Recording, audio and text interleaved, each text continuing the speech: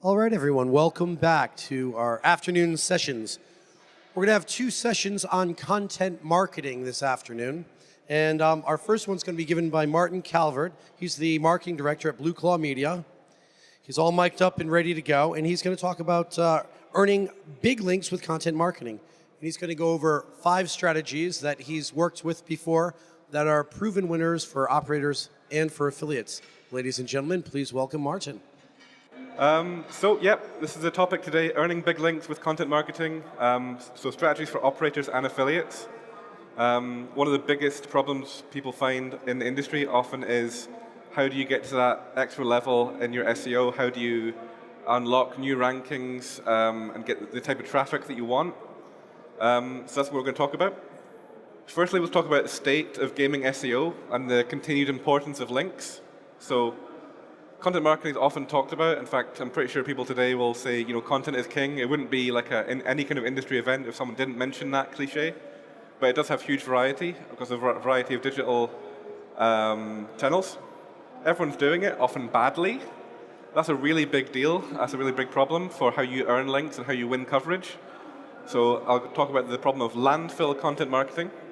And finally, the kind of useful bit, I'll talk about how content and PR can earn big links for your site, whether you're a major operator or a new affiliate or whatever you happen to be.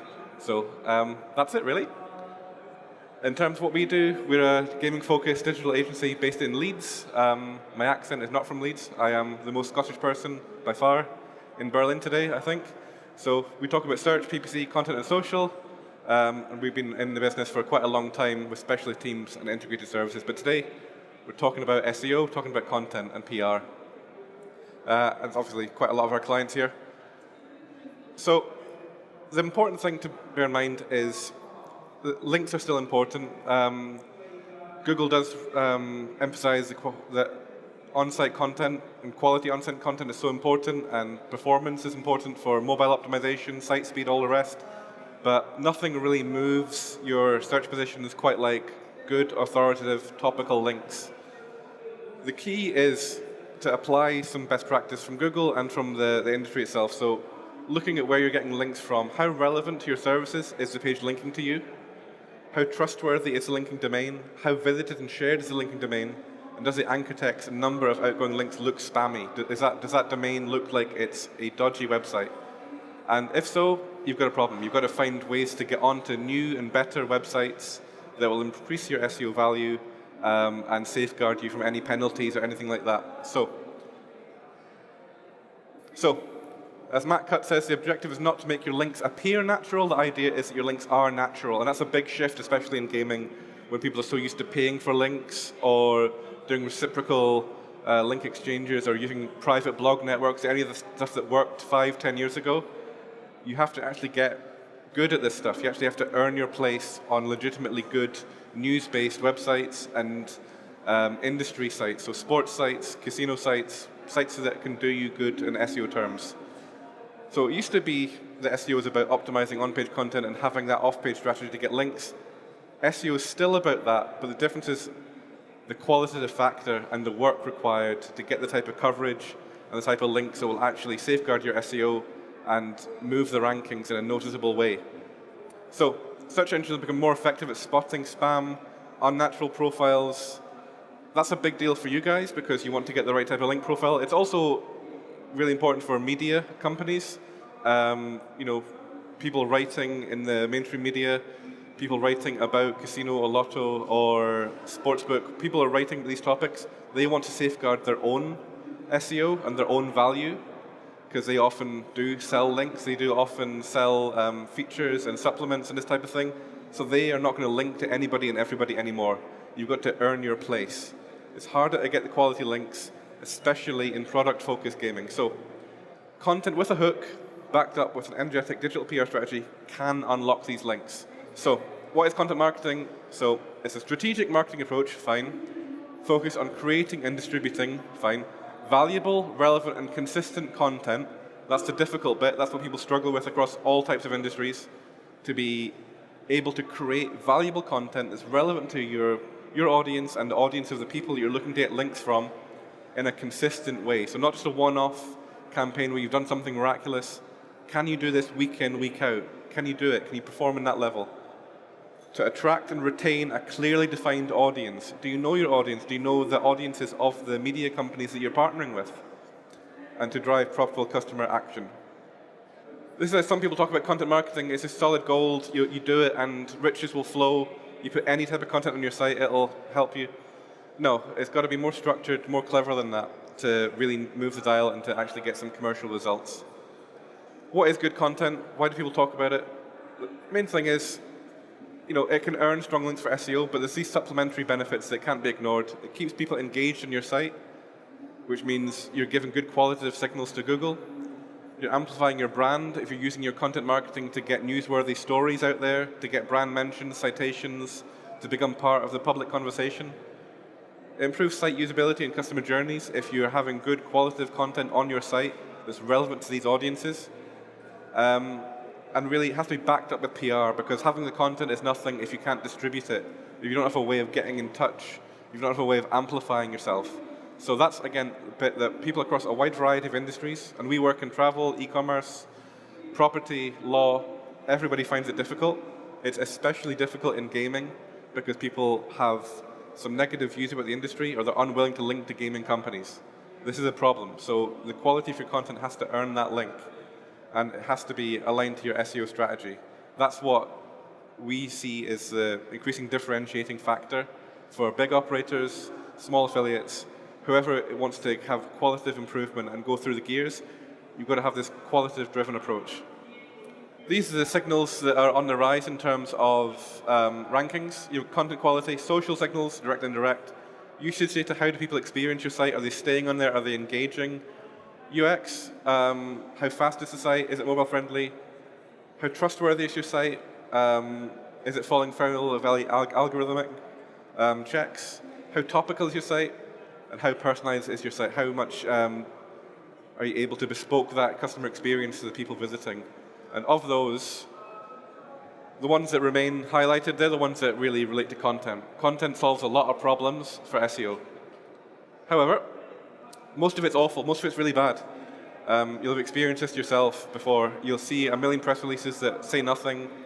You've probably worked in places that have tried to create like a newsworthy story, but nobody cares. And because everyone's trying so hard to push their material out there into the mainstream media, to blogs, to influencers, there's a lot of noise, and it makes it harder for you to break through because there's a level of cynicism from journalists, from influencers, and other people that can help you because they expect the worst. They expect your content to be bad. And that's a problem. What does bad content look like? Opinion pieces by people with no opinions. Insights aren't really insightful. Content that doesn't help customers. News that isn't news. It's not breaking news. It's nothing. There's no hook. Anything self-obsessed, so people like to talk about how great they are, their new products, their new offers. It's not newsworthy. And a patronizing approach to the customer. Customers, especially in gaming, they've seen all of the offers. They know what's available. They're often very passionate people. So to engage them, you have to do something a little bit extra. You have to, tie in with their enthusiasm and their ability to see through shallow content. Because everybody here is trying to do the same thing. Everyone wants the same rankings, the same traffic. So it's how you go beyond that baseline of mediocrity to do something really good that engages customers and supports SEO strategy, your offsite SEO strategy. But the problem is it drowns out good content. Landfill content. That's what we want to avoid. How you do that? It takes process. It takes being a little bit boring. It takes asking tedious questions and being self-critical and critical of other people in your teams. But if you can start with the influencers, the keywords and trendsetters that you want to co-opt, people in the media, where you want to get links from. Do you want to get links from The Guardian? Do you want to get it from the Racing Post? Do you want to get into people writing about luck or people writing about lottery or chance? Find out who they are. Find out who already features this type of content, research it in depth, and then align that to your customers. Look at the opportunities, look at what are media saying, what are they doing, how do they normally write about the topics that you write about, where are the opportunities for you to say something new, something different.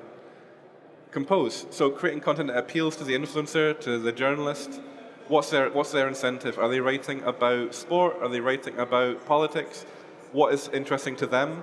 What's interesting to their audience? You have to find a way to create content that is relevant to them, that justifies a link to your site from these top-tier publications. And know what you want to accomplish. What kind of SERPs results do you want to see? What type of search engine results do you want to see? What rankings specifically do you want to increase? What terms and why?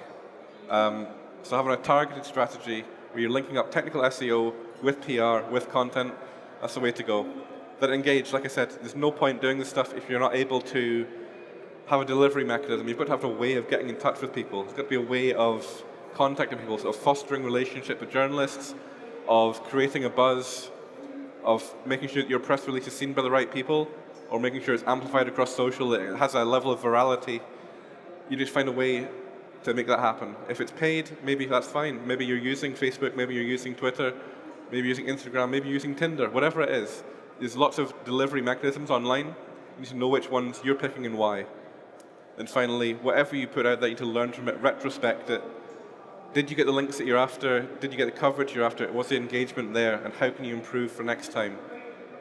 So the main thing I want to talk about today in terms of strategy, because I think it's the strategy that cuts across most industries and is useful if you are a operator at the highest level or a new affiliate, and it's data journalism. So what is data journalism? It's basically anything data-led, anything with numbers, statistics that is new and relevant, that is worthy of coverage. Often it can take time to produce data, to produce statistics about games or luck or sporting trends or football salaries, whatever it happens to be, whatever little nugget of data that you've got access to. It can take time to accumulate and gather, but it can justify coverage. It provides more angles for coverage. If you're able to write about, for example, player wages in the Premier League and compare different teams, you've got scope to write about how the top of the table differs from the bottom of the table, about how players from a certain country differ from other players from different countries, domestic versus foreign, this type of thing. There's lots of opportunities if you've got data. You can wrap up that information in a way that tells a story. And story is what earns coverage, something that people can grab hold of and engage with. A story is really crucial. You can use it in long form, short form, so a massive opinion piece, or it can be a little snippet in the Metro newspaper with one paragraph. If you have the right data, you can justify that coverage and fill a space that a journalist wants filled. And you can get those top-tier links from mainstream media domains that have serious credibility for brand awareness, but also the authoritative power to really move the dial for your SEO. It's fine getting topical links and topical mentions on people writing about sports or people writing about gaming. That kind of tells Google what your site is about. It's the truly authoritative mainstream media sites linking to you that makes you rank for it. That's what the topical stuff gets you in the game. The mainstream media and the strongest possible links is what helps you win the game when you're up against some extremely strong competition with some of the people exhibiting here who've done this for years, who've got massive budgets. This is how you can kind of disrupt that. So some examples. At the lowest level, you can look at survey-based data, stuff that can be boiled down to that like one line there. Would you be okay with your partner using a dating app? Something that can be boiled down in that way. So if you can conduct surveys, Google Surveys is a great one, but there's many, many providers. So minimal time investment, easily adaptable and updated, multiple PR outreach angles, but you need to know how to ask the right questions to come up with compelling, potentially surprising data worthy of coverage. You need to ask the right stuff. And there is, if you don't get that right, the risk is you produce something that everybody knows and nobody cares about. But survey data always goes over well if there's a story, and you can do it comparatively inexpensively. But you need to know what the story is, who you're going after, how it engages your audience, and how it helps a publication like The Mail. Slightly more in-depth is topical content that's tightly targeted. I've taken an example of Black Friday. So there's a seasonal event talking about product and brand-friendly focus aimed at a particular opportunity this one time of year. It's a topic that people are ready and willing to write about. So that's a middle level of work required, good for seasonal outreach angles where you're sure that there is a market for that type of information. In sports, you could be talking about the start of the season, the transfer window.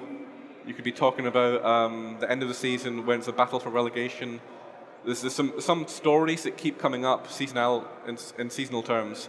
You know what people will be writing about at different times of the year. So map your content against that, and then create the best possible content you can create, and you'll get into the conversation. The cons, it's more on brand potentially if you're using your own kind of coverage, but potentially fewer angles if you're so tied up in one story or one time of the year.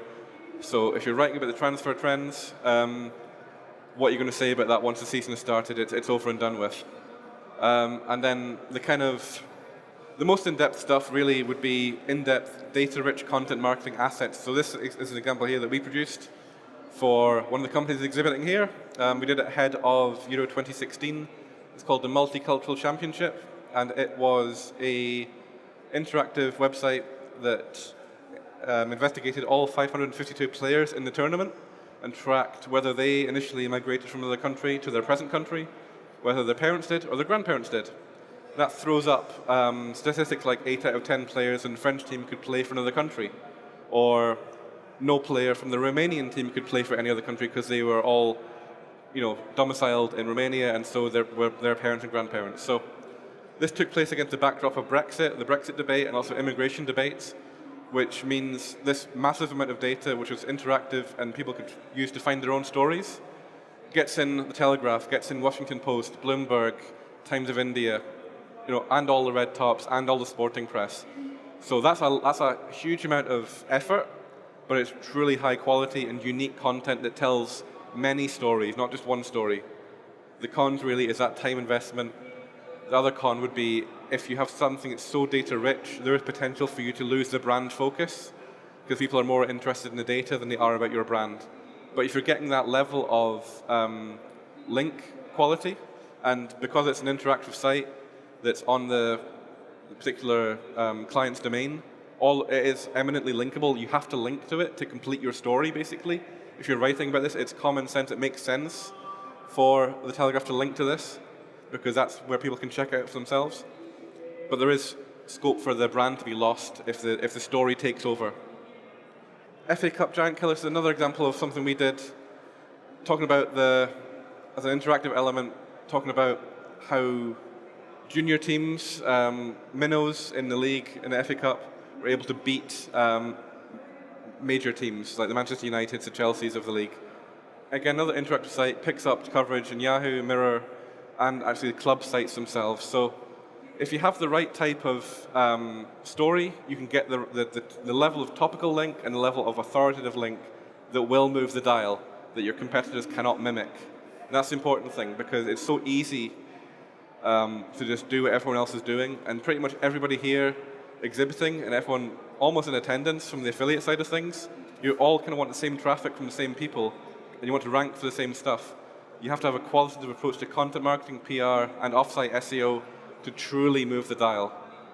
The future of iGaming search we'll see more of collaborative SEO, we hope. We feel that operators are going to be working more closely with affiliates to help them to adopt this type of approach, to tell stories with affiliates. I know things are a little bit more fraught these days with, Skybet have been cutting people off, and there's all sorts of debates about, customer acquisition and the source of leads. But nevertheless, we do hope and anticipate that the best operators will work closely with affiliates to help them on this.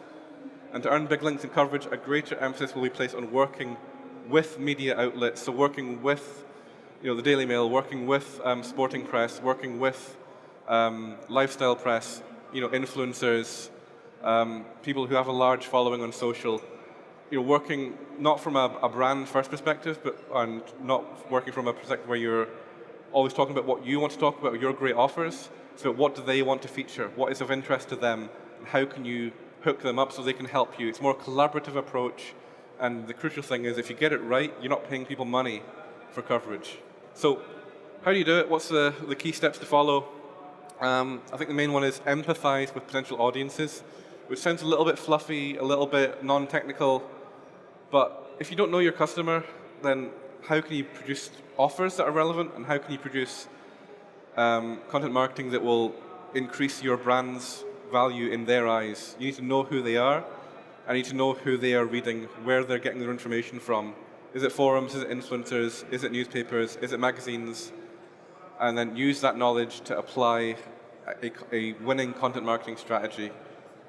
Use the right format. Is it text? Is it video? Is it an interactive site? Is it an infographic? Whatever it is, what's the best delivery mechanism for your audience? I need to understand what people care about and give them a reason to care about your content in particular. Earning your place, that's very much related. You know, if you're asking people for free coverage in like global publications or global websites, and you're not giving them any money, you've got to give them a reason to do it. It has to make sense for them to link to you. It has to make sense for them to feature your brand when they're also selling advertising space for your competitors. Why should they give you that free coverage? And if you work collaboratively with journalists and influencers, if you help them solve their problems, because they always want great content. There isn't a news desk in the world right now that isn't suffering because of a lack of resource and a lack of journalists. They're not getting enough people employed, they're not getting enough funding to do the type of reporting that they want. You can help them by giving them content. You need to be practical and to be confident that you can produce the content that you want to produce. There's no point at having the great idea if you're not able to execute on it consistently. So take a realistic view. What data do you have access to? What creative resources do you have? Can you produce video? Can you provide commentary? Are you an industry expert? What do you have in your arsenal that you can apply? And be realistic about how that will open relationships and, you know, build these relationships with the media gatekeepers. Crucial is being dependable. Journalists want to know that you can produce content on time that's perfectly copywritten, or if it's an interactive website or an infographic or it's a video you've done, it can't fall over and break on them. It has to work perfectly every time, and it's got to be delivered to them when they're expecting it. If you do that, you'll create the relationship and they'll start asking you for material because you're helping them.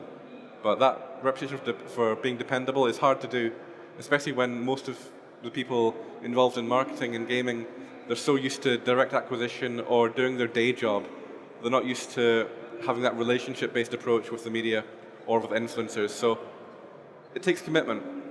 And finally, the most important bit, from an SEO perspective, can you get the link? So some of the dangers with PR-driven content marketing is that you will get coverage, you get a nice mention, but you don't get the link, or you don't get a followed link. And I can't emphasize enough, spammy links are definitely bad. You know, the kind of link buying and link acquiring approach that worked very well without punishment 5-10 years ago, that is out. But legitimately organic, high-quality links that are topical and authoritative will move your search results. And it doesn't happen unless you get the link. You have to be able to find a way to make sure that your content marketing justifies the link, that people cannot feature your piece unless they link to you. It makes sense for them to link to you. So if you give the data to them all on a plate in a press release, they can say thank you very much and write about it themselves. You've got to find a way to get the link and create a relationship with journalists where they are happy to cite you, mention you, and link to you. And that can take time, that can be annoying, because you've got to foster the relationship, you've got to be persistent, you've got to be clear in what you expect from journalists.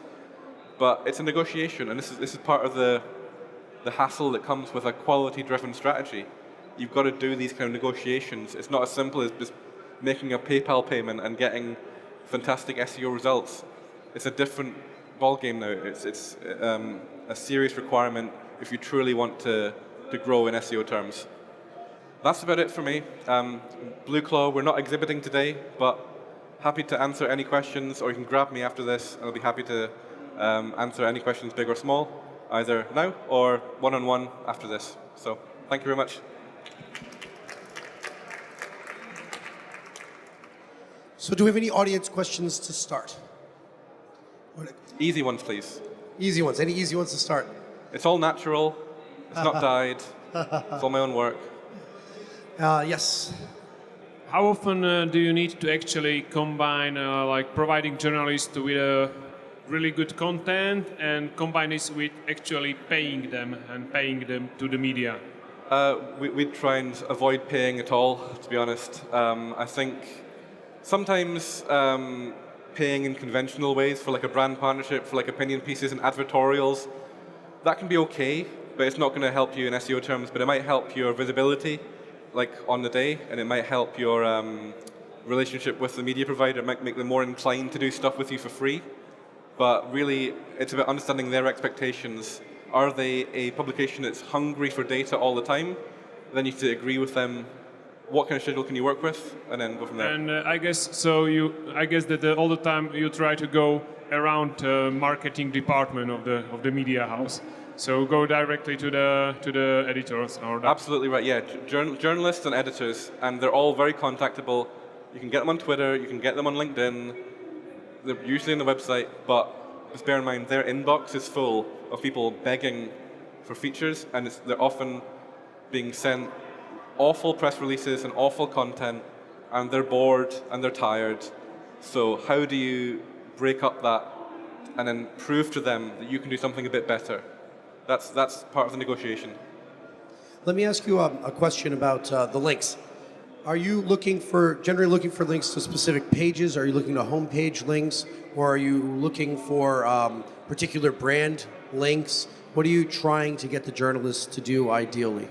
Partly, well, the ideally is different from the reality, because often from a journalistic perspective, it only makes sense for them to link to the homepage just to say, this data has been produced by Blue Claw, bracket www.blueclaw.co.uk, and that's all you're going to get from them. Even if I ask them really nicely, they're not going to link to blueclaw.co.uk/services/SEO, which I'd love them to do, but they won't do it. So it's a bit of a negotiation. What you need to do is make sure that your on-site SEO is structured in such a way that you're passing on some of the benefit from that through a logical internal linking approach. But where it makes sense for them to link, the more the stronger your hand is to say, please link to this piece, or please link to this part of the website, because that's where the linkable content is. So it's a negotiation, but you make it a common sense decision for them, not something they have to think about. If they have to think about it, it's going to be difficult. I've got a question about doing SEO globally. So say if you've got some good quality links in Australia, is that going to translate anywhere else in the world, or do you have to go individually? And the same when it comes to content.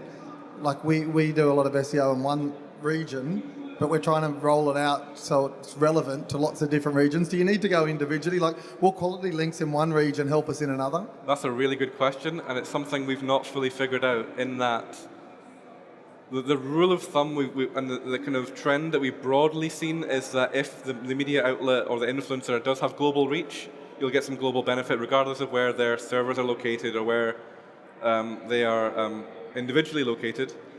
But especially from that multicultural championship example I gave, we have seen significant benefits from having the local press and the localized commentary.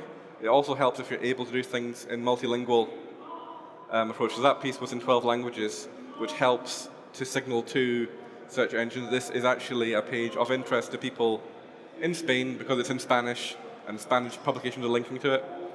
We're not 100% confident about the exact strength difference, but it is there. It's one of many variables, but we always try and get the feature where you're actually looking to get the traffic from. Not least because you'll get the brand amplification, you get the actual readership there as well. But the benefit of doing content marketing the right way is that you should have modular content. You should have stuff that works for multiple audiences because you've got the multiple angles. So you rework it for different locales. Make your life as easy as possible. With the kind of Black Friday example, that was a seasonal example and time limited. So that might have a big impact, but it's like a one and done. You either succeed on that day or it's done until next year. Similarly, if you have a particular geographical focus and it underperforms, all your eggs are in that one basket. So we always recommend keeping it as broad as possible and being able to use modular data to create those stories that are relevant for different locales. But in terms of the exact relationship, it's very difficult for us to map. We've not actually put a point value on it, I'm afraid. If you have a few relationships, as you suggested, with journalists, and you're providing a lot of content to a dozen particular sites, are you almost doing yourself a disservice in the sense that multiple links from one site might be slightly less valuable than those links sent from many, many different sites?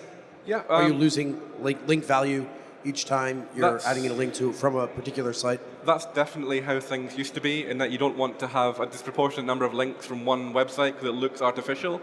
However, if you have legitimate content, multiple links from a particular news source makes sense. Manchester United is getting linked to from the same people all the time. It makes sense for them to, because it's linkable. I think where you've got when you don't have that link profile built up already, if you're just starting out and you're just starting this link earning, we definitely recommend you get a good spread of links.